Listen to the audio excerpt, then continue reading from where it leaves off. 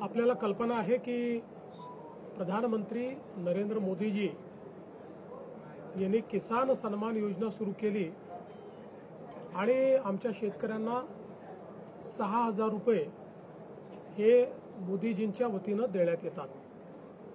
महाराष्ट्रामध्ये महायुतीच्या सरकारने देखील नमो शेतकरी महासन्मान योजना सुरू केली आणि या योजनेत आम्ही निर्णय घेतला की केंद्र सरकारच्या 6,000 रुपयांसोबत महाराष्ट्र सरकार देखील त्याच लाभार्थ्यांना शेतकऱ्यांना 6,000 रुपये देईल, म्हणजे महाराष्ट्रातल्या शेतकऱ्यांना एकूण 12,000 रुपये त्या ठिकाणी मिळतील।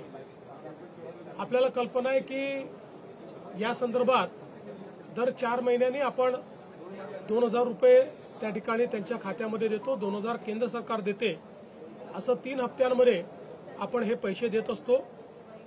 नुकताच प्रधानमंत्री महोदयांनी 20वा हप्ता या योजनेचा त्या ठिकाणी दिला आणि त्याच अनुषंगाने आता आपण देखील आज मंत्रिमंडळ बैठकीनंतर शेतकऱ्यांच्या खात्यामध्ये आपला नमो शेतकरी महासन्मान योजनेचा जो हप्ता आहे तो जमा करण्याकरता आपण कार्यक्रम केला आणि एका क्लिकवर हे पैसे आता जमा झालेले आहेत।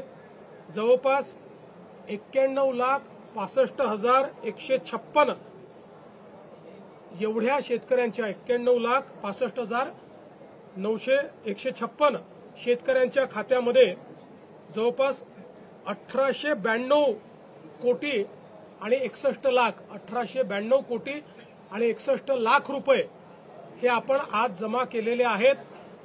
आणि मला विश्वास आहे की ही जी काही मदत आपण करतो त्याच्या पाठीमागचा आपला हेतू हा असतो की शेतीच्या कामामध्ये जे काही छोटे मोठे खर्च शेतकऱ्यांना येतात किंवा अनुषंगिक खर्च येतात त्याच्यामध्ये त्यांना मदत मिळाली पाहिजे। आणि निश्चितपणे आपल्याला कल्पना आहे की या महासन्मान निधीचं सर्वच शेतकरी सातत्याने स्वागत करतात, त्यामुळे आज ते पैसे आम्ही जमा केलेले आहेत। कलेक्टरचं प्रकरण आहे, कलेक्टरांचा आता अतिकृताची माहिती आली की जी अवैध वाळू त्याच्यावर डीवायएसपीने कारवाई केली आहे। अजित पवारांनी जी धमकी दिली त्याच्यावर आता प्रश्न उपस्थित होता की अजित पवारांच्या बाबतीत कारवाई का होत। बघा, असं आहे की या संदर्भात जी काही कायदेशीर कारवाई करायची ती कायदेशीर कारवाई झालेली आहे।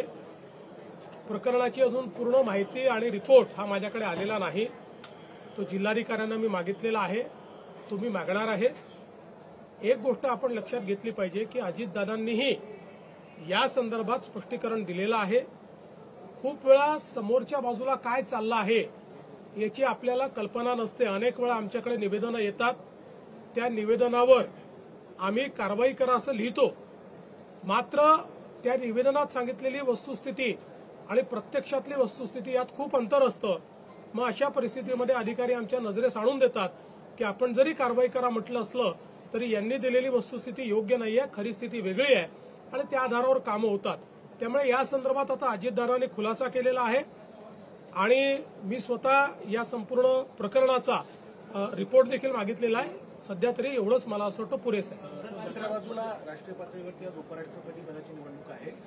विरोधकांकडून असं म्हटलं जातं की क्रॉस वोटिंग होईल आणि एनडीएतले सुद्धा काही खासदार आमच्या यूपीएच्या उमेदवाराला मतदान करतील। त्यांनी निश्चित स्वप्न पाहत राहावं।